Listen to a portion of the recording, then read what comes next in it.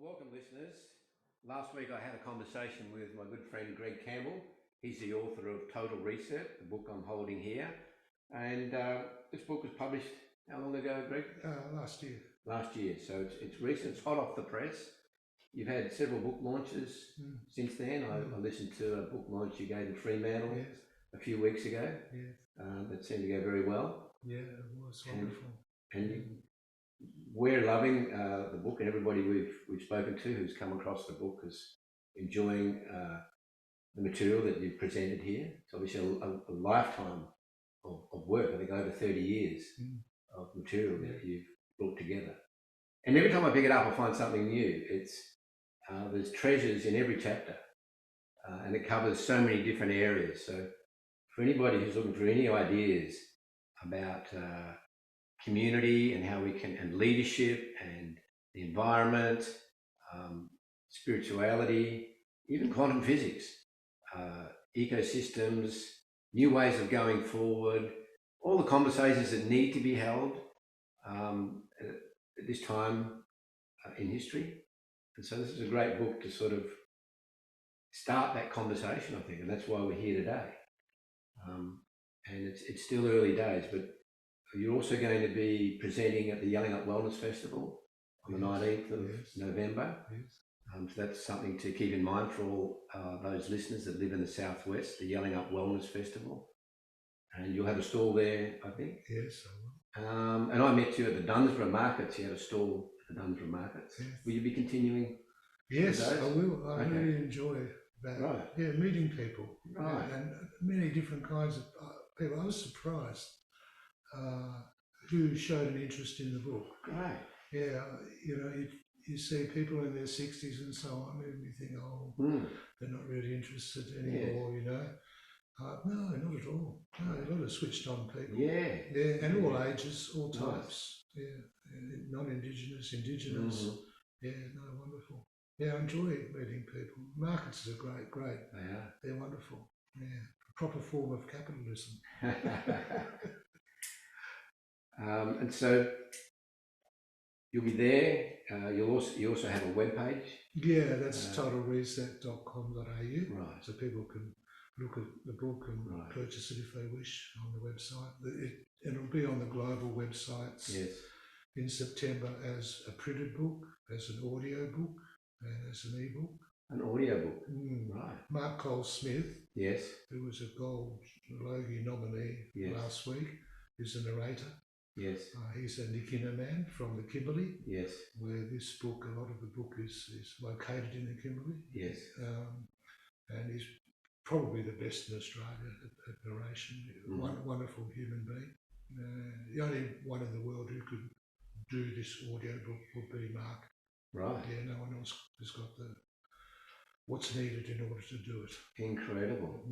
Wow, that's going to open up the material and the knowledge to so many more people. Yeah, a lot of people are time poor, you know, and sitting and commuting for an hour or more, certainly in the eastern states, if not in Perth, and to be able to listen to a book is much easier for them.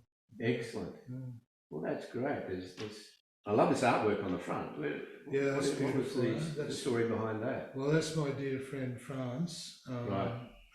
He's a Dutchman, now turning 80 this year, who the Aboriginal Glarbaloo people took into their family at the beginning of the 1970s. Yes. The old man, Lulu, needed to have someone to interface between their world and the whitefellow world, as he put it. And he grabbed hold of Frans, who has the mindset of a proper bushman, and a deeply spiritual man, but a very practical man at the same time. Very intelligent, very aware, very evolved, tough as nails, Dutch persona, but he's a great artist, and I worked with him from day one on this book in 1991. The old man said to me, I want you to stay with us and write one book. Yes. I said, well, that's a great honour.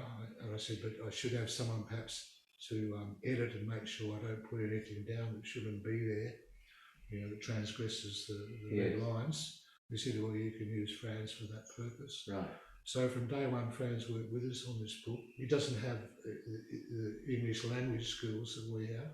Right. But he has very strong intuitive sensibilities. Yes.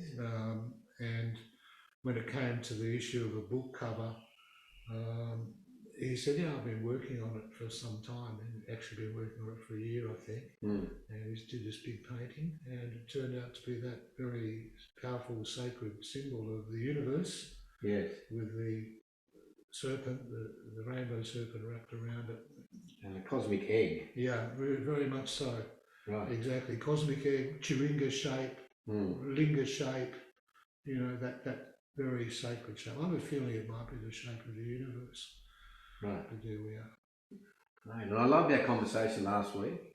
And we've had some really good feedback from that. Wonderful. So we got around to talking about your experiences in the West Kimberley with the Gurula people and with Lulu and your time you spent with him, that validated much of what you already experienced, and intuitively and innately you were aligned with I guess what was to come next in your life, which was this powerful introduction to the Dreamtime stories and culture and wisdom and spirituality of the people of the West Kimberley. And then how did that then evolve in terms of, was it your intention to go up there and find something that could end up in a book or lead to some answers that you were looking for in terms of your life or in the direction? Or did that evolve from simply being there and meeting Lulu and the people? Yeah. I when I went up there in '91, I had a very simple aspiration, and that is that I wanted to sit with a wise elder. I'd sat with a wise elder in India, and it had been a profoundly beneficial experience. And then the years had gone by, and I'd gone through the whole corporate thing, to sort of the top of the echelon and all that stuff. But the deep spiritual values and feeling were still completely present. So it was like living in two worlds at the same time. And my desire was simply to sit with a wise elder for a few weeks. That's all I wanted. Wow. Yeah, there were no aspirations to do anything or create anything or become anything. Right. There was nothing missing in my life at all. Yes. I was perfectly contented. Grateful. Very grateful. Wonderful wife and children. I mean, a wonderful situation. I'm very fortunate, very blessed. I don't know if I deserved it. Yes. But that's how it was. So I just wanted to sit with an old man and enjoy that space where you sit there for hours and say nothing, and you're just swilling your nectar. Yes. So it's hard to describe to people unless they've had the experience. Yes. But once you've had it, you say, well, given a choice between 5-star Tahiti holiday, sitting in the dirt with an old man, I know which way I'd go. Right. Yeah. Yeah. No. Yeah. So the book came because the old man said, we'd like you to work with me and my people to write one book. Well, I didn't know what the book was about. No. I wasn't a writer. No. I told that to Lulu. Yes. He laughed and he said, yeah, we'll be at the end of this, Why did Lulu think it was important? Obviously you arrived at a time when he was ready to, in his life, to pass on. Yeah. Well, the knowledge to you. He'd been born in 1912. Right. So he'd seen the whole unfolding, which was the collapse of their culture. Yes. Not collapse, but near collapse of their culture. The genocides, the people taken in chains, marched for days in chains. Locked up at Rottnest. From the desert, into Broome initially. Sent down to Rottnest and executed, some of them, for spearing cattle. All this horrible stuff he witnessed his whole life. And he saw people going down he would say, people are no longer true people. Not got strong Leanne. Yes. Getting weak at Leanne, you know, all going the wrong way. And then the threats to country came in. So initially it was just the pastoralists and so on, graziers, but then the mining interest emerged through that period of his life. And by the time I arrived, there were some serious threats to the West Kimberley from oil and gas people, fracking people, uranium people, and so on, right? So he said to me, you know, Kimberley laying here belly up. No one doing anything to, we've got to hold it. Yes. You know, he like all traditional Aboriginal people, he was intimately connected with country as a living being. Yes. It's not just, you know, nature and how lovely it is and all that. It's actually family. Yes. So you got to look after your family. You know, you've got to look after things. The reverence, sacredness. Yeah. There's no sense of, oh, I'm a do-good, I'm going to save the environment. That's not, not at all. This is much more real for people like Lulu. Very real. So, I mean, he was looking for any way he could get people to see. Yes. He would often say that, you know, at the end of a few days out on trail with tourists who'd gone on the Lurudari Heritage Trail walk, which they have up there a few times a year, sort of nine days, nights camping with the Aboriginal people, walking the song cycle. At the end of that, he would often ask me, always ask me, can they see? He just wanted people to wake up and to be able to see clearly. I think in your talk you gave at Fremantle, you talked about, he offered you, it was like new set of goggles, a new set of glasses. You know, it's like if we wear a pair of glasses that, you know, is blue, then everything we see is blue, or green, everything's green. But it's like we open up our perception, and we sense then with the difference with different subtleties, I guess, that then emerge by being present. Oh yeah. That when we take the blinkers off. Yeah. Absolutely. Absolutely. His instruction to me for this book was, well, Bubba, all you've got to do is give them some new spectacles. Right. Okay. I mean, we didn't talk about the themes of the book or the structure, none of that stuff. We didn't talk about the book in all those years with him. We just lived and walked country. Yes. And he told me stories and sang songs and showed me many things and explained many things. And he just assumed that whatever was going to work within the context of giving people new spectacles to look at the world, it would all be there. Yes. So I had to work like that, very creatively. There's no way you could work this one through the intellect as the dominant guiding principle of the structure of the book. I even the final weeks after 30 years, I was still amazed what was coming out. It was always fresh and coming out of that, coming through from that space all the time. You know, I would often be sitting there, for example, writing some of the dialogue with Lulu. I'd be laughing. You know, it was like he was sitting there talking with me, literally, and I'd be writing it down what he said. You know, and then I'll answer, and then he would say, and I would. And you could ask my daughter Jasmine. I would often be in hysterics. It's very delicious being with such people. It's inevitably, there's great lightness of being. Yes. It's not it's serious, but it's not serious at all. Because the present reality of the eternal now, yes. You remember 3, 4, 5? We're living pretty well in the eternal now. Yes. So it's all it's just beautiful. Everything is beautiful. It's coming into the present, the moment of creation. So that feeling is the one that people yearn for. The beautiful feeling of pure being, just beyond all sorts of stuff, just simply being. And you see a little child like that, you know, we see an old man like that, or an old woman like that. How beautiful it is, how uplifting.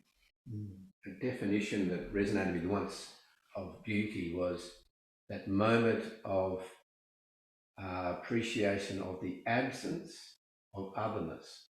It's great. Great. And excellent. Yeah, I mean, excellent. It doesn't matter whether it's work of art or music or a flower, or this morning we were listening to the cockatoos in the banksia trees outside, and so I feel that to experience that, and it comes through in your book as well, is a part of the medicine or the healing that is required at an individual level. That's to be able to make that connection, take the time to make that connection, and to then see what comes out. So rather than, getting from the head into the body, into the heart, shifting into the heart, and from there there's a level of trust that we can hold. But it's not something that we can force or make happen either. No. So I like to, in my garden, I like to sort of exercise what I call my divine right to potter.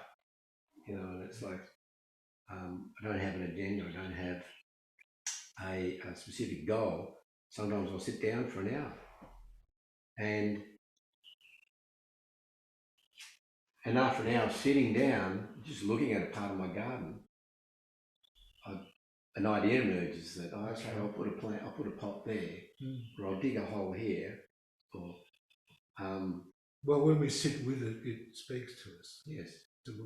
Obviously not with physical voice. Yes. But yes, just like you described, we sit with something long enough, then we can start to hear. Yes. So we're moving beyond the individual ego self as the principal driver of life. Yes. So we're letting go of that and being with a much bigger self, which is the whole world. And it doesn't have to be complicated. No, it's not complicated. Yeah. It's so simple. There's so many different ways we come about sort of trying to overlay that with some complexity, or with some structure, or with, and keep reminding ourselves that it's in hindsight, when I look back, someone could look back at my garden and say, "Oh, you planned all this from day one." I said, well, actually, none of it was planned. That's right. That's right. It's emerged out of my pottering dream time. Well, nature doesn't plan its plantings. No. But there it is. Yeah, exactly. In all its glory. So there's other ways of being in relationship with life than those that we're conditioned to in our Western cultural upbringing. There are other ways, and there are ways that work much, much better, as we can plainly see now. And in Total Reset, there's particularly towards the back end of the book, there's a lot of initiatives that you've outlined for integrating this view, I guess, into leadership, into community, into economy. But it starts with that this inspiration that we're talking about now. So perhaps you could take a few moments to introduce some of those initiatives. I particularly like the initiatives of going out into country, going out and participating in some of these walks. But there are many more that you've outlined as well, from a community level to. Okay, well, the she's, which is another concept I haven't come across before. Yeah, those, all the different initiatives posited in part 3 are positive. Of Total Reset are there because I put on the spectacles that are effectively part 1 and part 2 of the book. So at the end of part 2, I've now got those spectacles on and I'm looking at the world today and out into the future and the way things are going. And with those spectacles, I could see all sorts of possible initiatives to start to head us in the right direction, humanity, in the right direction. And that was just one fella. Yes. So I figure whoever gets to the end of part 2 and puts on those spectacles will be able to they will find new solutions that they haven't seen before. And some of those will be very, very important solutions. So, for example, in part 3, we look at the concept of autonomous holistic societies, AHRs. And what is posited there is that every Aboriginal society, they're called nations now, but they weren't really nations. They didn't have centralised control, hierarchical. They weren't like that at all. But every Aboriginal society was autonomous. So we had over 500 of them in Australia. Yes. Over 250 language groups, 600 dialects, more than 500. They were each autonomous with their boundaries, with their laws, with their customs, language, and different from all the other mobs around Australia. As different as us from Czechoslovakians or from Southern Peruvians or whatever. Okay, so in Australia there were never wars of conquest and control, ever, never. There were clan disputes and all the usual argy-bargy goes on with humans, but there were never any concept you would go and take someone else's land, imprison the people, enslave them, whatever. So they were autonomous. How did they manage to avoid wars of conquest? Well, their autonomy was founded or grounded on the dreaming. It was grounded on a non-material aspect of reality. If you take the non-material aspect of reality out of the equation, all you're left with is the material reality and the logical mind, the intellect, right? Now, that's what we've been running with more or less for about 5,000 years. And the end game of that, an AI ran global society, AI, orchestrated exactly. Out of Brussels or somewhere. Exactly. So they didn't go down that path. No.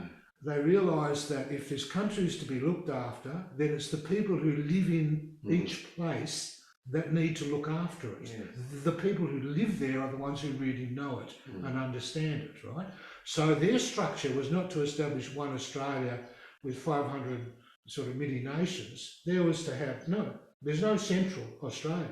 There's this great land and there's 500 societies who are managing it and managing it superbly, according to the accounts of Edmund O'Reilly, 1788.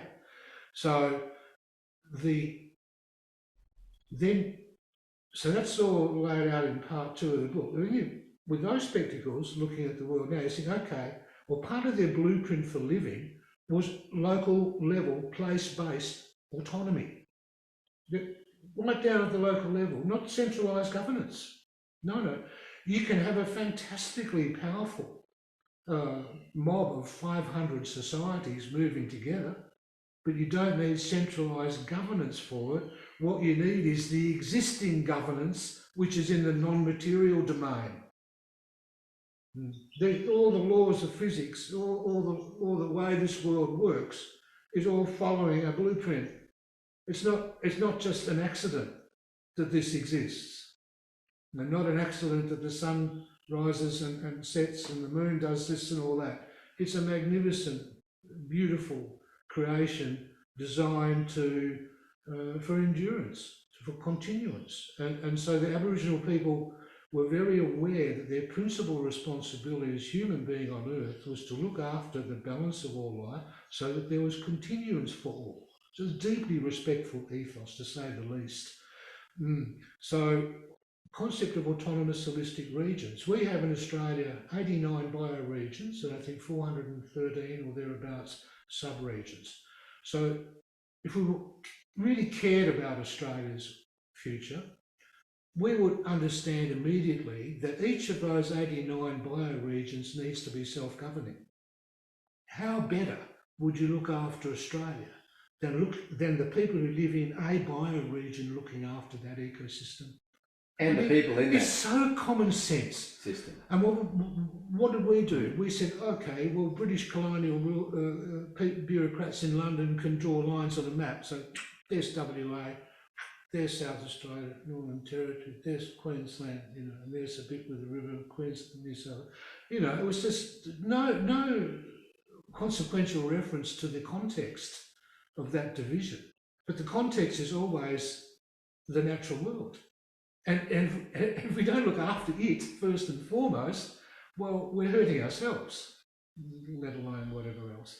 So the concept of autonomous holistic regions, but it goes much further. To have a community that's place-based is a wonderful concept, but you also need people who are connected in community. So the Aboriginal Torres Strait Islander people did that in a very simple way. They extended kinship beyond the bloodline. Yes. So your father's brothers are all your fathers. Your mother's sisters are all your mothers. So all their children are your brothers and sisters.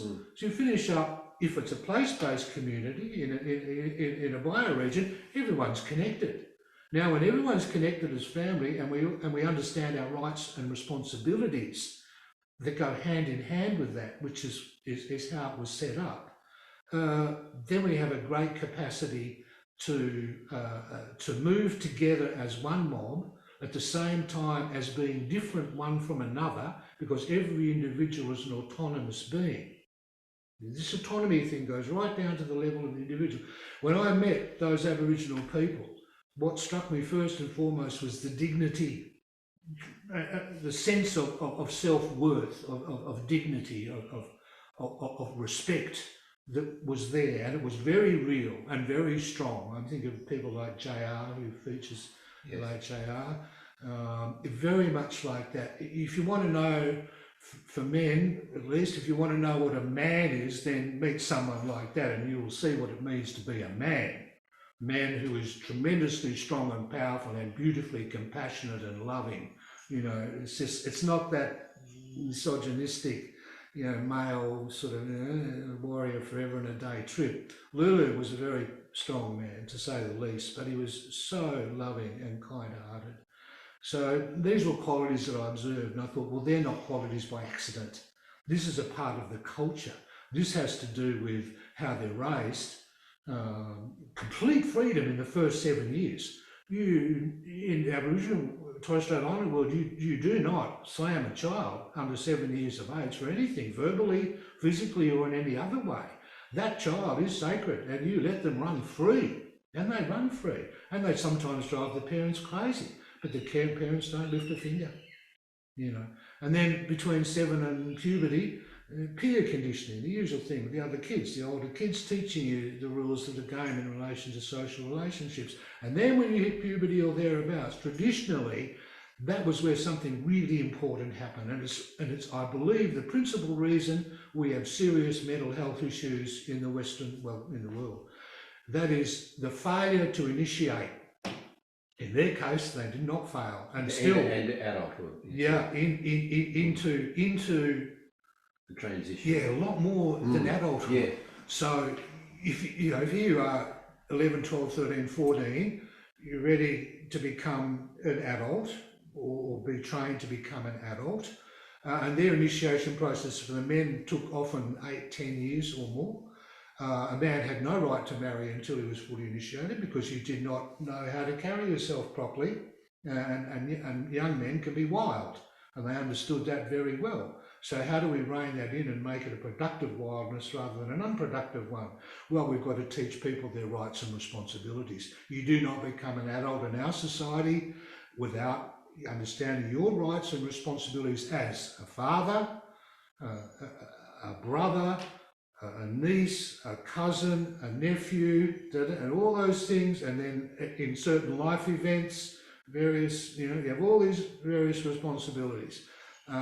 So that was taught through the initiation process, and that's great. But most important, how do you make people free within themselves to function according to their full capacity as a human being? Well, that's not possible unless you know the full reality. Now, we know the physical reality. When we're born, we know it all, and then we lose it, and we in this one, and then at that puberty initiation time, they're reintroduced to the sacred by not ideology, not you've got to read all these things, not literate society anyway, we've got to know all these things. No, by direct experience of it.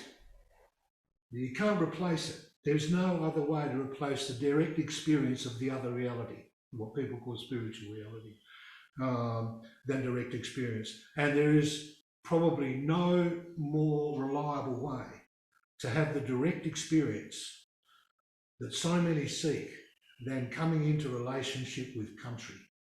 Country meaning with a capital C, all elements of the natural world and the non-material world, the full thing. So coming into relationship with country means learning or knowing how to access its power and intelligence. It's obviously extremely powerful and intelligent. So, okay, fine. And we're part of country. We're not separate from it. So we're extremely powerful. No, we're just one of many species in country. That's all. Yes. You know. So we're right there. But how do we? So initiation processes are set up all over the world, whether it's in Indigenous Australia, South America, Central America, Mongolia, yes. You know, everywhere, set up the same. So that two things happen at initiation time, which took some years often. Much less for women, by the way, because Aboriginal people regarded women as inherently sacred, nowhere near as wild or crazy as men. So they didn't need to have the severe stuff that often the men had to go through. End result the same. People living with great dignity because they're autonomous beings, knowing themselves as sacred and knowing that they actually are just inhabiting a body for a short period of time, whether it was 20 years or 100 years, a short period of time, you're inhabiting this body, you're a sacred being. So the direct experience of that is what happened initiation time.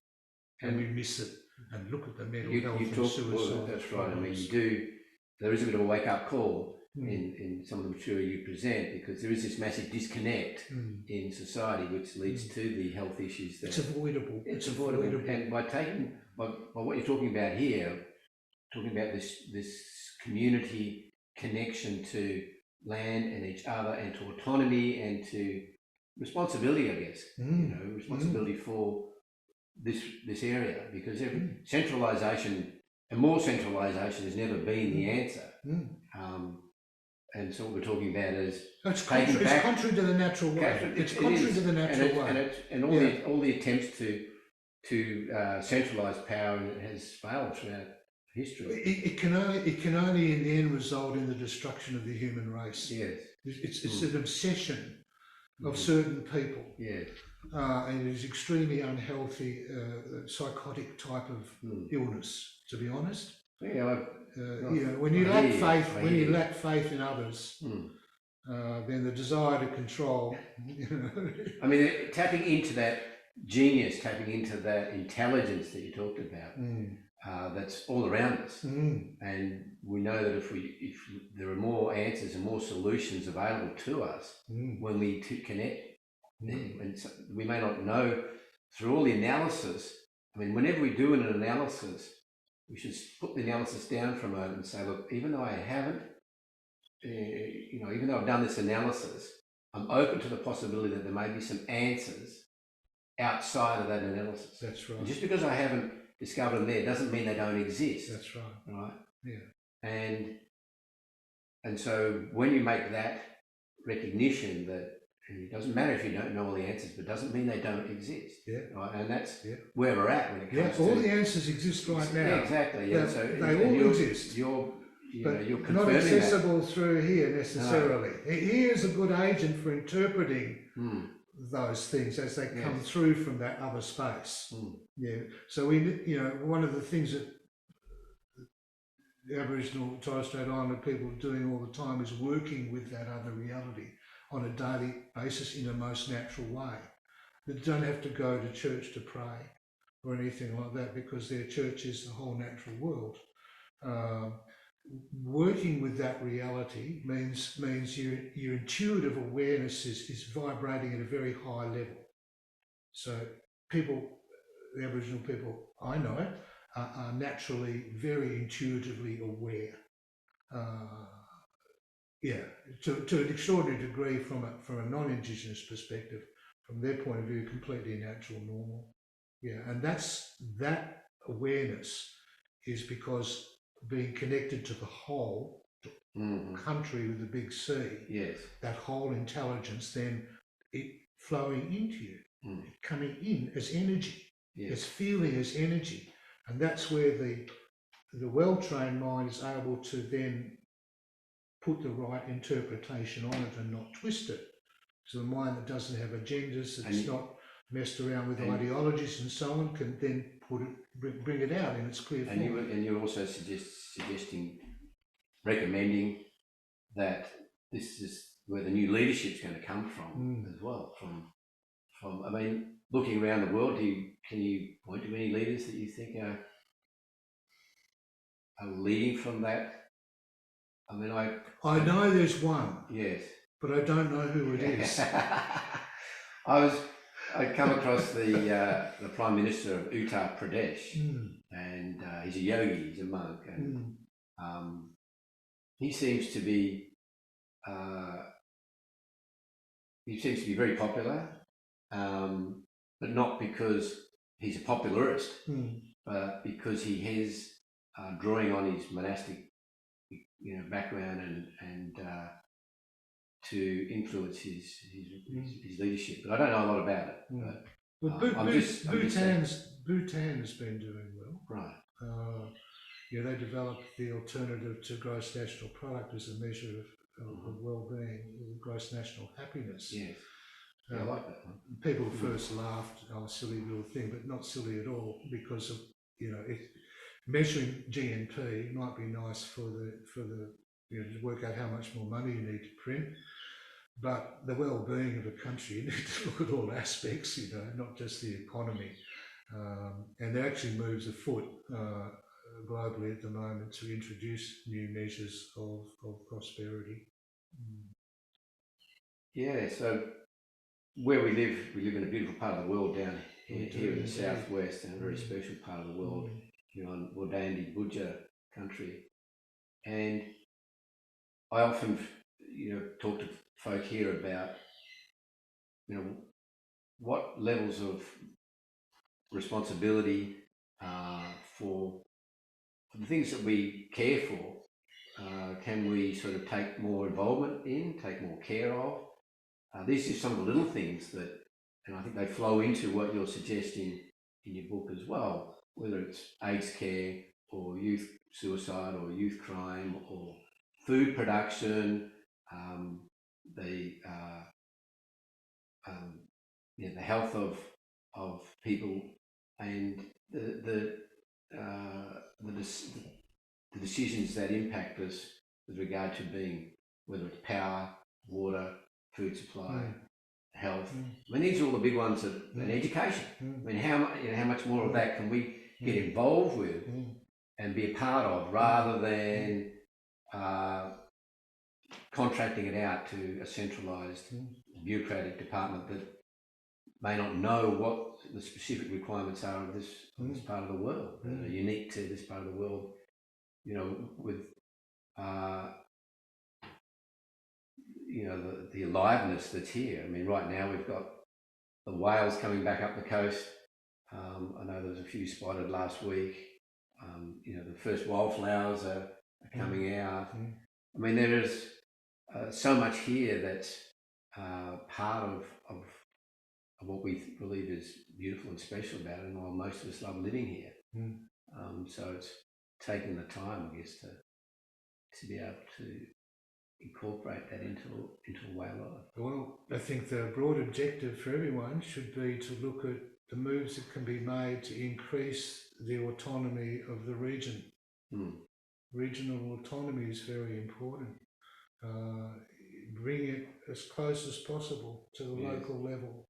Now, the starting point in terms of the reality of today's world, where global logistic chains are tenuous and dependent on all sorts of factors, any one of which can flip the whole situation in an instant, then you start with fresh water. Fresh water is the primary requirement for all life.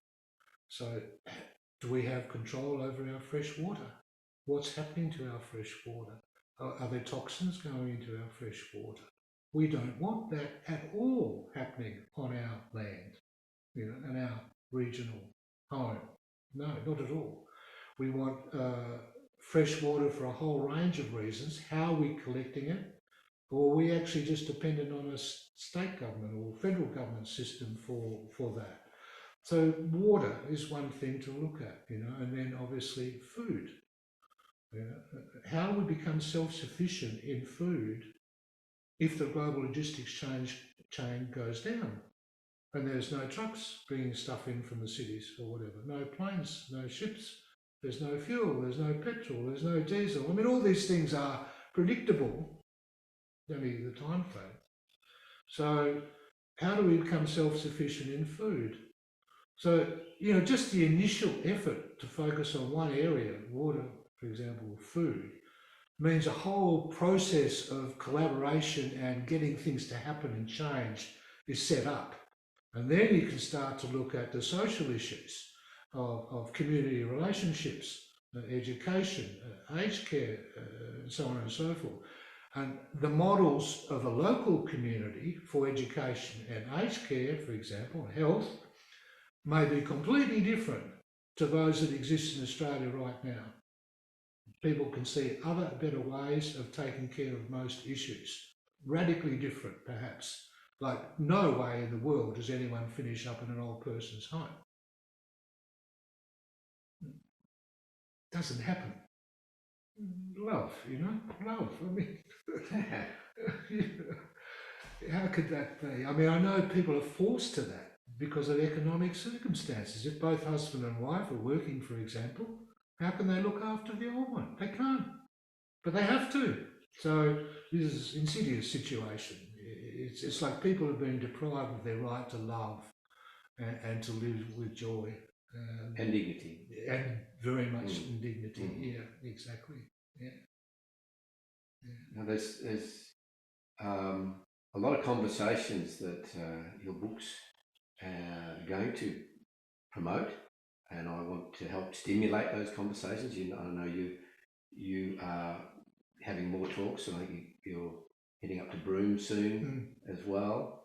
I think you're going to be quite busy, Greg, and I think I can see other folk like myself who are going to want to meet with you, but I'm also hoping, as you are, and I'm hoping to be a part of it as well, to be part of some of these initiatives. Well, you are. Yeah, and I'm enjoying that with the small community that we have here, that we share the common sort of outlook. So you've been doing very good work from what I hear. Yeah. And I think it was COVID might have galvanised a lot of activity down here. Was it? COVID did bring a lot of folk together, like-minded folk together, and it came together in a really positive way. And I've got to say that the outcome of folk coming together was to have the conversations we're having now. Yeah. Right? Yeah. Which was a really beautiful thing to come out of it. Isn't it? It was, hang on, something's crumbling, something's falling apart, right, in a big way. But let's use our energy, let's use our creativeness, let's use our genius, our innate abilities to build on the vision, really. Yes. Well, they're the two ways of going when adversity strikes. You either become creative or become the opposite, destructive. Just cave in to whatever, or no. At the beginning of this talk, Greg, I was attempting to follow on from our first conversation, which finished with you talking about the song lines.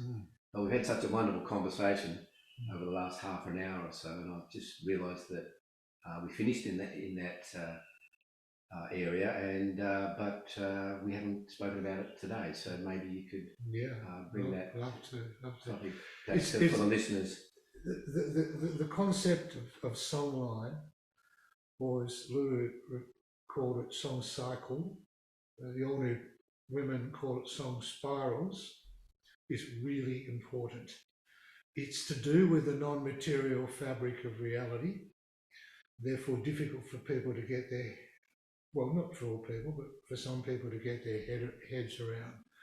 Basically, at the beginning, there's nothing, and then there's movement, there's vibration, there's resonance.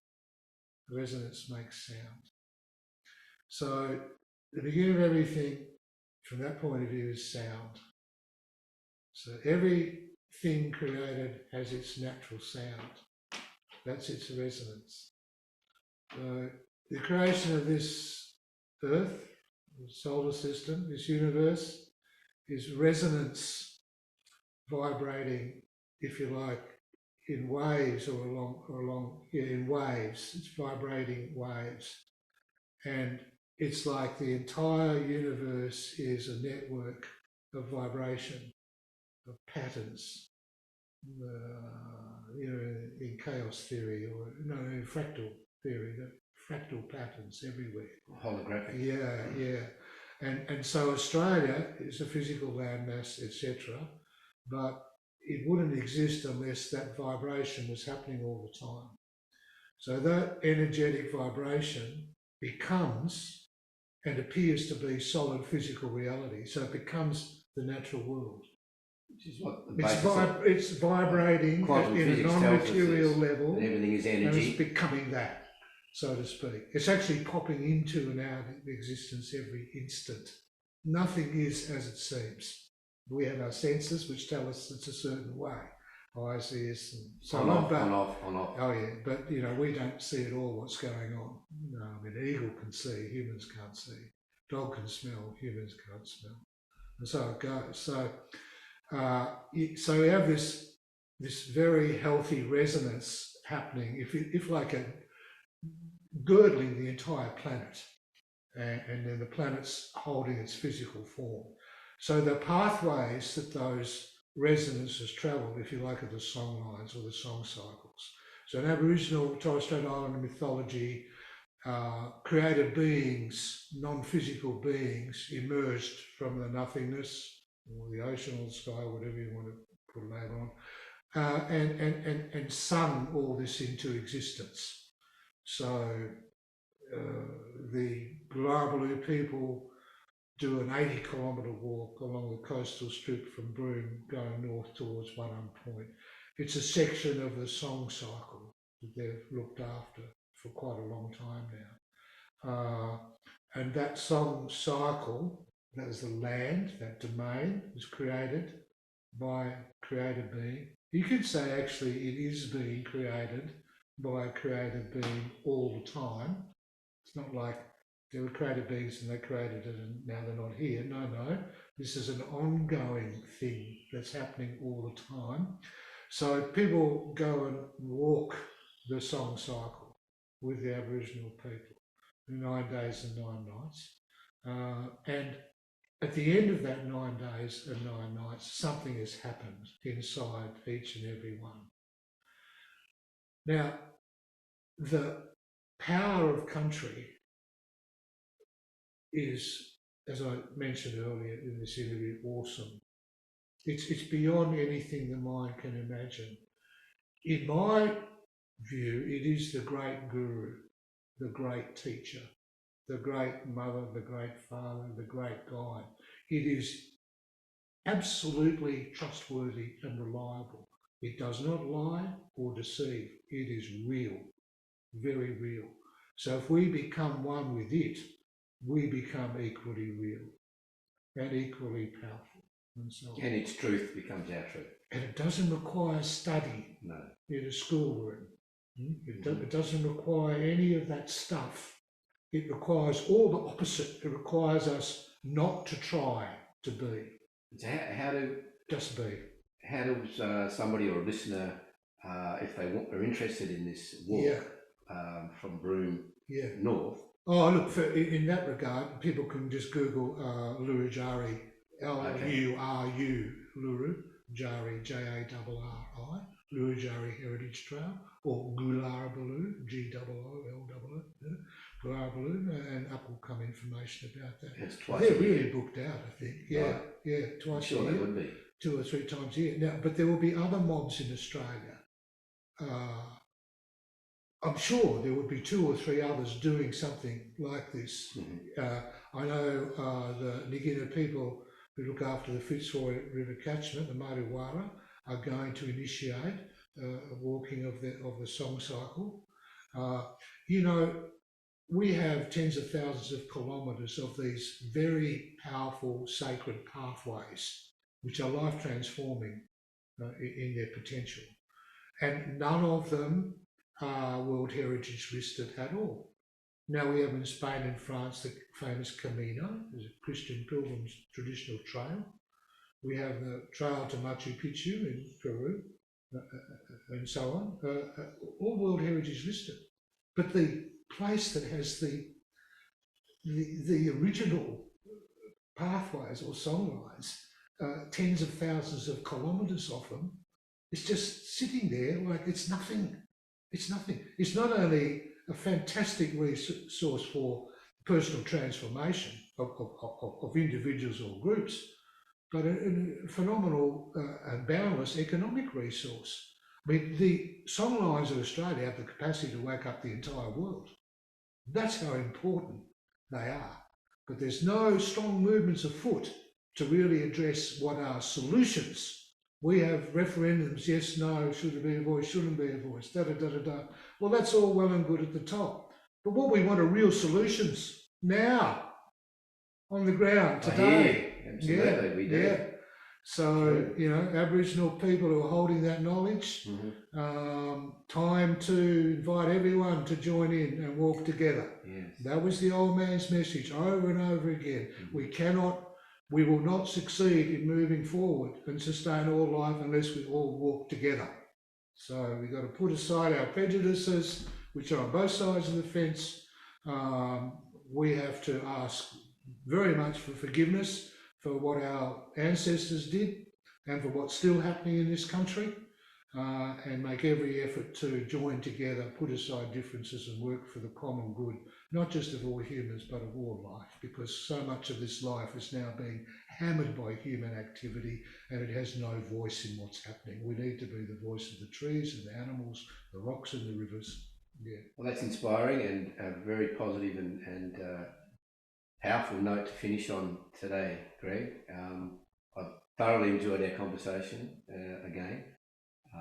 So this is the end of the second part of our interview, and I'm sure there'll be more. I enjoyed it very much, and you know why? Because we love each other. We do.